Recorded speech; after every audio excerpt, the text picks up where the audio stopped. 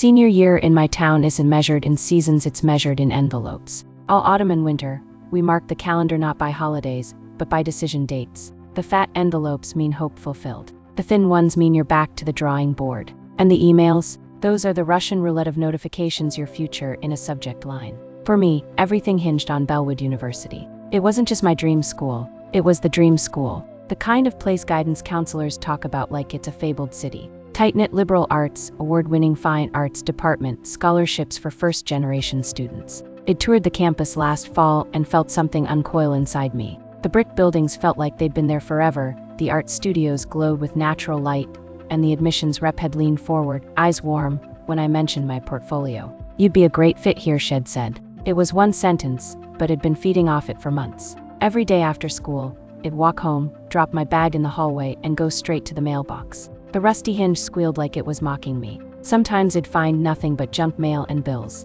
Other days, a stack of catalogs and my mom's flyers from the local real estate office. No Bellwood. I told myself to be patient. Decision letters could come anytime in March. Bellwood still sent physical letters to honor tradition, their website claimed. The kind of tradition that made my stomach ache with wanting. Mom always asked the same question when I came back inside. "Anything for me?" "Never anything for you." She'd be in the kitchen, one hand stirring a pot or scrolling through her phone, and I'd have to shake my head. "Just bills." She'd nod and go back to whatever she was doing, not even pretending to be disappointed for my sake. In mid-March, the anticipation started to curdle. My friends were posting celebratory pictures, thick envelopes, banners across acceptance portals, the smiling mascot of their chosen schools. Our group chat was full of excited plans, future roommates, course lists, countdowns to move-in day. And me? I had silence. I kept checking the mailbox anyway, like a gambler pulling the slot lever one more time. Kyle didn't have to wait long. My older brother was already in at State University on a partial engineering scholarship. Everyone thought that was a done deal. But then one Thursday, a fat white envelope appeared in the mailbox with the Bellwood crest in dark blue. I was walking up the driveway when I saw him through the open door, holding it like a trophy. Mom stood next to him with her phone, recording his every move. "Kyle James Thompson," she announced, like she was emceeing a pageant. "Bellwood University class of 2029. He tore it open, skimmed the letter and whooped. Mom beamed. I clapped because that's what you do when someone gets good news, even if it's not yours. But inside, a little piece of me folded in on itself. "They're lucky to have him," Mom said, still aiming her phone at him. I wondered if she'd ever say that about me. That night at dinner, I tried to ask casually, "Did Bellwood send anything else today?" Mom didn't look up from her plate. "If they had, I'd have given it to you. I'm sure you'll hear soon." Kyle smirked. "It's a tough school, no shame in going somewhere else." I forced a laugh and stabbed at my peas. "Yeah, totally." April arrived, and with it, the quiet dread of unanswered hopes. I started telling people I was probably going to Lakeside College, a perfectly fine school 20 minutes from home. Safe, affordable, nothing like Bellwood but realistic. I stopped checking the mailbox every day. Instead, I'd glance at it on my way in and feel nothing but a small dull ache. It wasn't like Mom had ever made a secret of her preferences. She'd say she didn't have favorites, but her actions told another story. When Kyle got into varsity basketball, she was at every game with handmade signs. When I got into the regional art show, she said she couldn't get off work, even though she left early for Kyle's tournaments. "Your mom's just practical," my best friend Hannah once said. "She knows Kyle's sports could get him scholarships." It nodded, pretending that made sense. But deep down, I knew it was more than practicality. Kyle was the sun in her orbit. I was a constellation she sometimes remembered to point out. Summer came. Kyle shopped for dorm supplies, extra long sheets, a mini fridge, the Bellwood sweatshirt Mom had splurged on. I bought sketchbooks for my gap year. The house buzzed around him, as if I were just a background prop in his coming-of-age movie. The day I found the letter was late August, humid and still. Kyle had already left for Bellwood's welcome week. Mom was out at her Thursday book club, leaving me to make dinner for myself. I was looking for scissors to open a stubborn package. The kitchen drawer was empty, so I headed into her office, really more of a storage room, where the desk drawers were stuffed with everything from receipts to old birthday cards. I pulled open the top drawer, expecting to find scissors buried under the mess. Instead, I saw a stack of envelopes bound neatly with a rubber band. On top was an electric bill. Under that, a crisp, cream-colored envelope with the Bellwood University seal.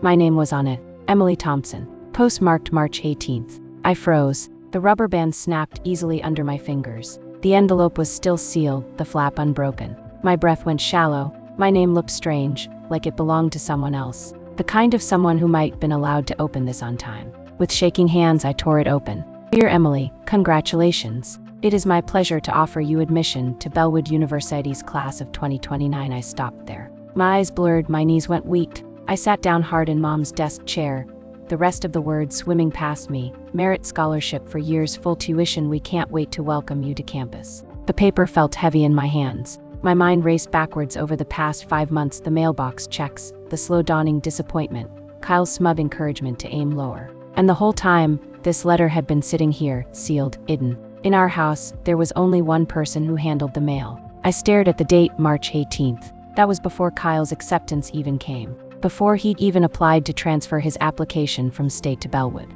My acceptance had been here first. The realization burned. It wasn't Bellwood who'd rejected me. It was someone else, someone who shared my last name. I folded the letter carefully, my hands trembling, and slipped it back into the envelope. The rubber band was still on the desk, but I didn't put it back. I couldn't unknow this. Couldn't unfeel the crack that had just split open in my chest. When I looked around the room again, I noticed things I'd never paid attention to. A drawer that wouldn't close because it was overstuffed. A dust-coated Bellwood brochure half buried under papers. The faint smell of Mom's perfume lingering in the air. It felt like standing in the middle of a crime scene and knowing the culprit lived down the hall. When I left the office, I didn't turn on the kitchen light. I didn't make dinner. I just went to my room, sat on the floor, and stared at the envelope in my lap. Because if my mom had hidden this letter, she hadn't just stolen my dream. She had made a choice, and I already knew who she'd chosen. I sat on my bedroom floor with the envelope in my lap, the words on the letter searing into my mind no matter how many times I blinked. Congratulations, full tuition, welcome to the class of 2029. 5 months. For 5 months this letter had been hidden in a desk drawer, my future folded in half and rubber banded beneath an electric bill. The longer I stared at it, the hotter my skin felt, like the truth was radiating through me. 1,000 questions swirled at once. Why? When did she decide? Did Kyle know? I didn't even realize I was holding my phone until it lit up in my hand. I typed Hannah's name. Me, you're not going to believe this. Hannah, me, photo of the Bellwood letter. Hannah, what? What? Me, found it in Mom's desk. Still sealed. Hannah, I knew something was weird. Why would she me? I don't know yet. Hannah offered to come over right away, but I told her no. I wasn't ready for someone else in the room with this yet. I needed to, I don't know, feel it by myself first. It was almost midnight when I finally folded the letter again, slid it back into its envelope, and tucked it under my pillow. It felt childish, like hiding a diary, but I couldn't leave it in the open where Mom could accidentally find it again. I barely slept. Every time I closed my eyes, I saw her at the mailbox in March, sliding this letter into her purse before I came home. I could almost hear the sound of the seal tearing in my head, even though she'd never done it. Or maybe she hadn't resealed it.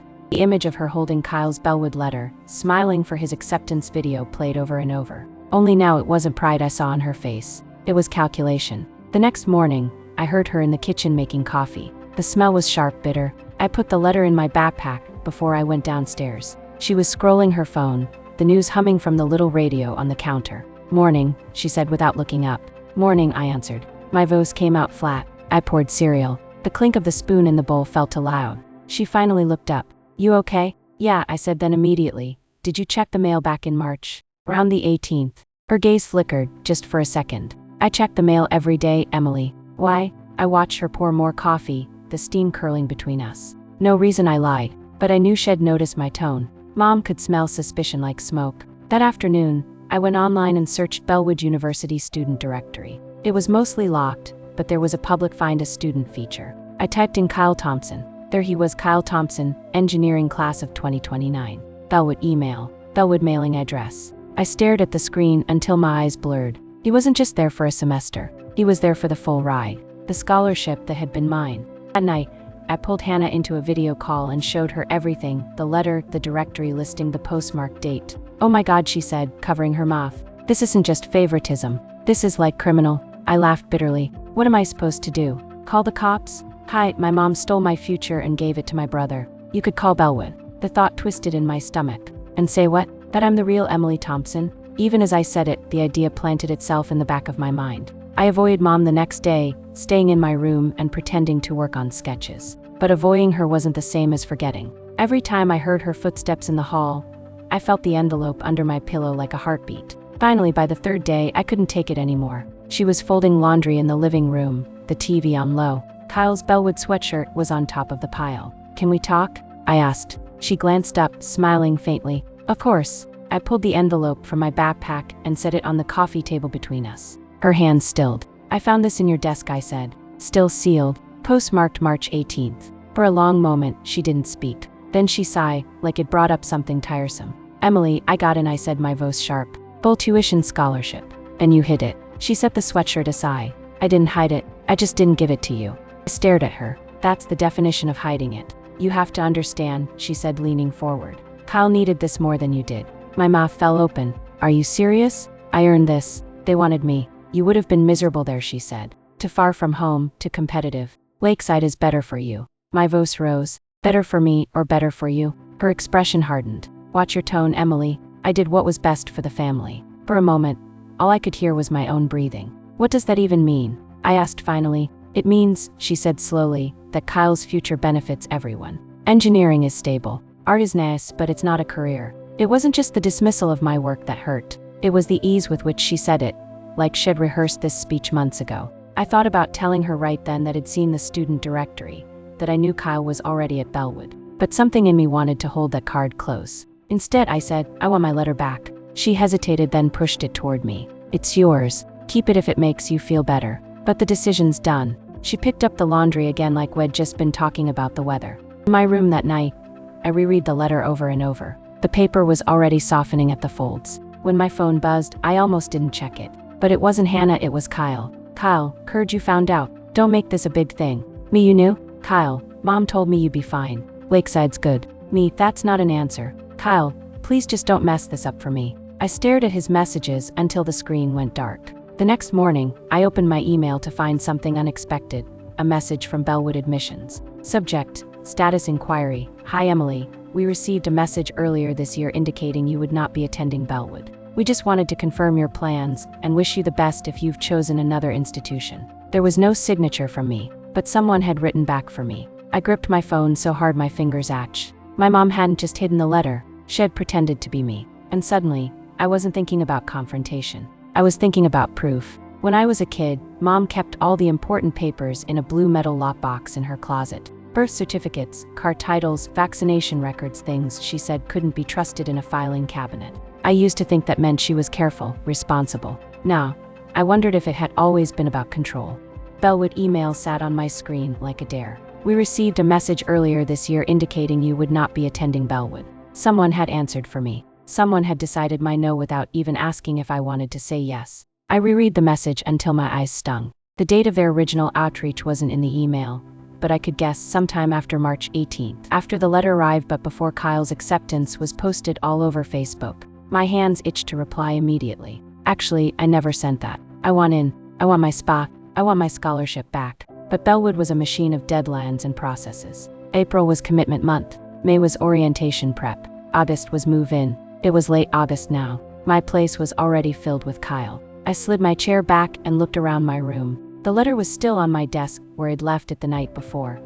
Half out of the envelope, the Bellwood crest catching the light. I tucked it into my backpack. My heartbeat was steady now, not frantic. I knew what I needed, proof. Something solid enough that even Bellwood's bureaucracy couldn't ignore it. Step 1, figure out how Mom contacted them. She didn't have my Bellwood login. Or at least, she shouldn't. I'd set it up myself in the school library. But she had my social security number, my date of birth, all the personal details they ask for when you call in. She'd signed my FAFSA. She knew how to sound official. I waited until she left for the grocery store that afternoon. Then I went into her office. Her desk was like a layered cake of mail receipts and grocery lists. I started at the top drawer. Scissors, pens, a packet of gum. Under a stack of restaurant coupons, I found a yellow sticky note with Bellwood U 55501 for 2 written in her handwriting. Underlined twice. My pulse jumped. The second drawer down was more personal birthday cards, printed photos, a Ziploc bag full of foreign coins from some trip she'd taken before I was born. And then, between a stack of old Christmas letters and a faded PTA flyer, I found an envelope with my name scrawled on the front in Mom's slanted handwriting. Inside, a printed copy of an email. Bellwood letterhead. Dear Mistress Thompson, as per your request, we have withdrawn Emily Thompson's application from the incoming class list. We understand your family's decision and wish Emily the best in her future endeavors. There was a timestamp at the bottom, March 24th, 9:17 am. It was signed by someone named Rachel Flynn, admissions coordinator. The email address was a dmissions@bellwood.edu, sent to thompsonfamily@gmail.com, Mom's personal account, not mine. I sat down hard in her chair, the paper shaking in my hands. She hadn't even pretended to be me in writing. She had just told them, as herself, that I wouldn't be attending. The audacity of it hit me in waves. Not only had she intercepted my letter, she had removed me from the roster like she was canceling a magazine subscription. In that moment, I remembered something from years ago. I was 10, Kyle 12. We had both been chosen for a regional science fair. The night before, Mom accidentally spilled juice all over my display board. She said we didn't have time to make a new one, but she'd drive me to support Kyle. It stood there in the exhibition hall, clapping for my brother while the sticky smell of grape juice clung to my hands. I pulled my phone out and snapped pictures of the email, front-back timestamp. Then I found her mail tab open on the desktop and started scrolling. She hadn't deleted anything. There it was, March 23rd, for 02 p.m. to a dmissions@bellwood.edu. Hello, after much thought we've decided Emily will not be accepting her place in the class of 2029. Please offer her spot to another deserving student. Thank you, Laura Thompson. No forged signature. No fake email pretending to be me. Just a clean, final sentence erasing my place. My chest felt tight. I took screenshots, then forwarded them to myself, to Hannah, and to a brand new email account I'd made on the spot, emilythompson.proof@gmail.com. Belts and suspenders. By the time I heard her car pull into the driveway, it closed all the tabs and put everything back exactly as I'd found it. Dinner was awkward. I barely spoke. Mom filled the silence with updates about Kyle. How he was already impressing his professors. How Bellwood's campus was even prettier than the pictures. Every word was like grit in my teeth. After dinner, I went for a walk, my phone buzzing in my pocket. It was Hannah. You have her like dead to rights, she said the moment I picked up. This is undeniable. You need to go to Bellwood. I can't just show up there, I said. It's an 8-hour drive. And what if they don't care? What if it's too late? Then at least you'll know you tried. That night, I lay awake, staring at the glow of my phone charging on the nightstand. The admissions coordinator's name swam in my mind, Rachel Flynn. I could call her, email her, but my mom was always in the house, always hovering. I needed privacy. I decided tomorrow, I'd go to the public library. Free Wi-Fi, quiet, far enough away that Mom wouldn't accidentally stop by. The library smelled like dust and coffee. I took a seat at a corner computer and pulled up my new email account. I attached the photos of my acceptance letter, the printed withdrawal email, the screenshot of my mom's sent message. Subject: urgent misrepresentation of college decision. Body: Dear Ms. Flynn, I recently discovered that my mother contacted Bellwood University in March to withdraw my acceptance without my knowledge or consent. I was offered admission with a full tuition scholarship, letter dated March 18th, copy attached. I did not authorize this withdrawal and only learned of it this week. I understand the academic year has already begun, but I am requesting a review of my case and consideration for reinstatement or deferral. Sincerely, Emily Thompson. I hit send before I could talk myself out of it. 2 hours later, my phone buzzed. "And we'll need some additional paperwork from you directly," she said. "And Emily, this will require us to send confirmation to your current address." My stomach turned. That's fine. But in my head, I was already thinking about how to intercept that letter before Mom did.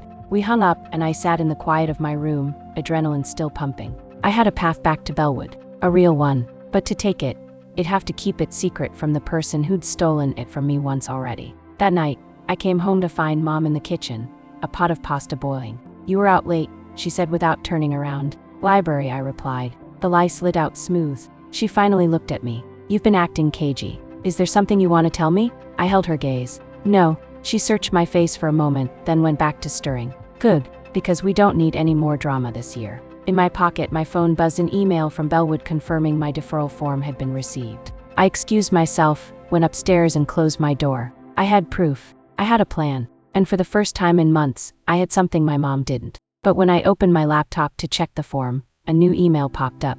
"Emily, it's Kyle. We need to talk. Don't do anything stupid." Kyle's email sat in my inbox like a loaded trap. "We need to talk. Don't do anything stupid." Stupid. That was Mom's favorite word when she wanted to make something sound small. "Don't be stupid, Emily. Art won't pay the bills. Don't do anything stupid, Emily. Will thank me later." It heard it so many times, I could almost see the word hanging over Kyle's email like her voice had bled through his keyboard. I didn't reply right away. Instead, I closed my laptop and sat on the edge of my bed, my phone warm in my palm. I could call Hannah and vent, but that would mean saying the words out loud, admitting Kyle was suddenly reaching out after months of silence. And I wanted my next move to be mine alone. So I waited until the house was quiet. Then I emailed back, "Me, we can talk." "Where?" "Kyle, your choice. Somewhere Mom won't see." "Me, Saturday, 10 am, the park behind the library." He didn't argue. Saturday morning was crisp, the late summer air already flirting with autumn. I wore a hoodie and kept my backpack with me, the Bellwood letter inside like a talisman. The park behind the library was small, a couple of benches, a playground, a scattering of maple trees. I chose the farthest bench, where the leaves cast shifting shadows. Kyle arrived 5 minutes late, hands in his sweatshirt pockets. He looked the same as always, messy hair, easy grin, but when he sat down he didn't smile. So he said, "You went to Bellwood." "Through the internet," I corrected. "And the library." He sighed. "Mom told me you were poking around." "Poking around?" My laugh was sharp. "I found out she stole my acceptance letter. And my scholarship." "That's not poking around, that's surviving." Kyle leaned forward, elbows on his knees. "Look, I'm not saying it was right, but you have to understand." "No," I cut in. "I really don't." She thought. He stopped, glancing away. "She thought you'd waste it, that you'd hate it there." "You didn't tell her she was wrong?" I asked. He looked at me for a long moment. "You know how she gets." I shook my head. "That's the thing, Kyle, I do know how she gets. And I'm done letting her get like this." He rubbed his hands over his face. "If you go to Bellwood now, it's going to make her look like what she is." I said. "Manipulative? Controlling? Willing to throw one kid under the bus for the other?" Kyle flinched. "I didn't ask her to do it." "But you didn't stop her." Silence stretched between us, broken only by the sound of kids laughing on the playground. Finally he said, "What do you want from me, Emily?" I almost said nothing. But then I thought about the email from Rachel Flynn, about the deferral offer that hinged on my ability to keep this under wraps until I had my official documents. "I want you to stay out of my way," I said. "And I want you to not tell her." His eyes widened. "You're going?" I didn't answer, but my silence was enough. We sat there another minute before he stood. "If this blows up, don't say I didn't warn you." I watched him walk away, his shoulders stiff. When I got home, Mom was at the kitchen table with her laptop. She closed it quickly when I came in. "Where were you?" she asked. "Library," I lied smoothly. She raised an eyebrow. "Again? Is that a problem?" She studied me for a moment, then shook her head. "Just you've been acting secretive. If something's going on, I should know." "We'll know when you need to," I said, pulling a glass from the cabinet. Her eyes narrowed. "Don't get smart with me." For the rest of the week, I lived in a careful rhythm. School, homework, library, email checked. Bellwood's responses came in slowly, each one asking for another form, another signature. I signed everything digitally when I could, printing only what had to be mailed, sealing envelopes in the library bathroom so Mom wouldn't see. It felt like smuggling my own life out of her reach. Hannah was my only co-conspirator. She'd text things like, "Hannah, the eagle has left the nest." Translation, she'd mailed my paperwork. One afternoon, she slid into the booth across from me at the diner and whispered, "You know she's going to find out eventually, right?" "I know," I said, stirring my milkshake. "I just need her to find out when it's too late to stop it." But secrecy has a smell. Mom started hovering more, asking where I'd been, who I was with. She accidentally knocked my backpack over one night, and I had to keep my face calm as the Bellwood envelope stayed hidden in the false bottom I'd made out of cardboard.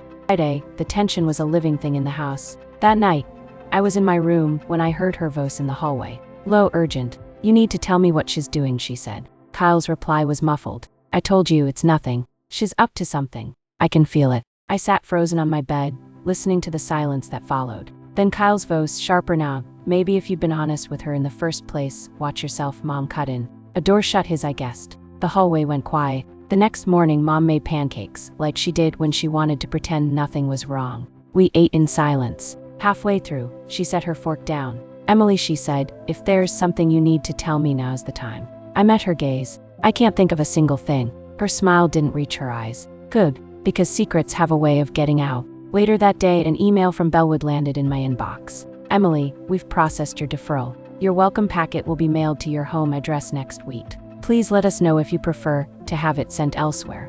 My heart slammed against my ribs. If that packet landed in the mailbox and Mom got to it first, I hit reply, "Send it to the library address, care of Emily Thompson." I'd deal with explaining that later. That night, I caught Kyle in the driveway, leaning against his car. "You didn't tell her," I said. It wasn't a question. He shrugged. "Wasn't my secret to tell." Something in his tone made me pause. Gratitude felt strange in my mouth, but I said, "Thanks." "Don't thank me yet," he said. "She's suspicious. If she figures it out, I know." I was halfway to my room when my phone buzzed with a new message, not from Bellwood, but from Mom. "Mom, we need to talk. Now." Mom's text burned in my palm. "We need to talk. Now." I stood in the hallway, hearing the low hum of the refrigerator and the creak of the old house settling. She was in the kitchen. I could picture her at the table, coffee in hand, wearing that expression she reserved for moments when she thought she still had the upper hand. I put my phone in my pocket and walked in.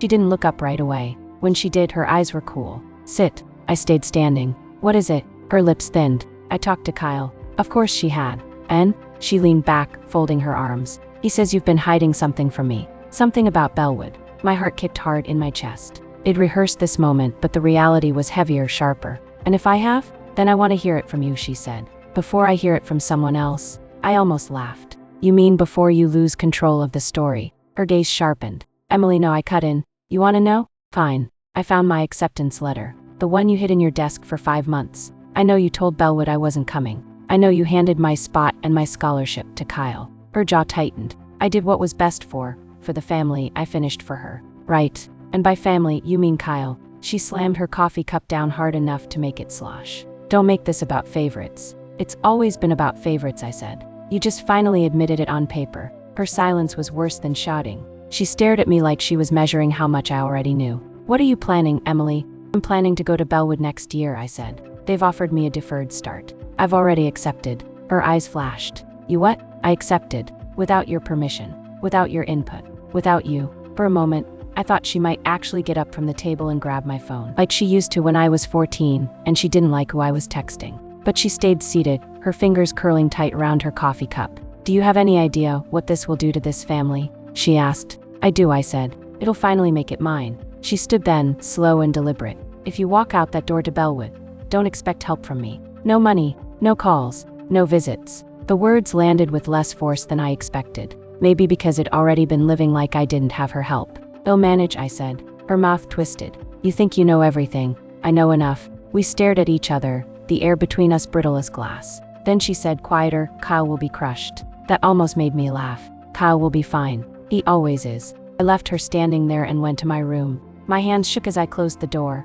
but not from fear, from adrenaline. It was the same rush I'd felt hitting send on that first email to Rachel Flynn. The next week was a blur of quiet maneuvers. Hannah helped me open a P.O. box for all Bellwood mail. I picked up extra shifts at the coffee shop where I worked part-time, tucking every dollar into an envelope marked Bellwood Fund. I cleared my browser history daily, just in case. Mom went cold. She didn't ask where I was going or who I was with. It was the silence of someone planning her next move. Then, one Thursday afternoon, my phone buzzed. From Rachel Flynn, subject, "Deferral confirmed, welcome to Bellwood University." The email had an attachment, my official acceptance for fall 2025. My name, my program, my student ID. I printed it at the library and held it in my hands. This piece of paper wasn't just an acceptance. It was a reclamation. That night, I packed. Not everything, just the essentials: clothes, sketchbooks, the laptop I'd bought with saved-up part fare money, the Bellwood letter and deferral notice in a folder at the very top of my bag. My plan wasn't to move immediately,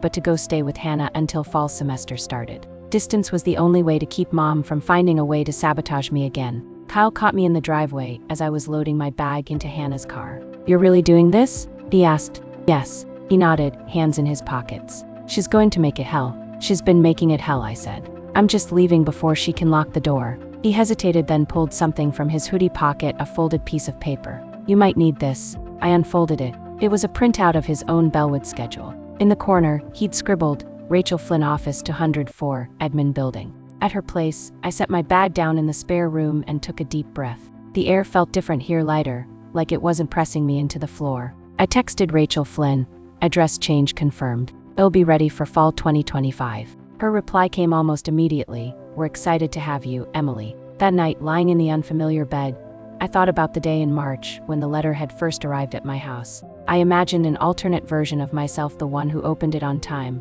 who celebrated without suspicion, who packed for Bellwood without the weight of betrayal. It'd never be her, but maybe I didn't need to be. A week later, I went back to the house to pick up a few things. Mom was in the living room, folding laundry. "You're making a mistake," she said without looking at me. "No," I said, picking up my box of art supplies. "I'm fixing one." She finally looked at me. "You think you'll be happy there?" "I think you'll be free." I walked out with my box, the door clicking shut behind me. For the first time, it didn't feel like I was leaving home. It felt like I was walking toward it. Bellwood was still a year away. But in my mind, I was already there in that sunlit studio, paint on my hands, my name on the roster because I put it there. And no one could take it from me again.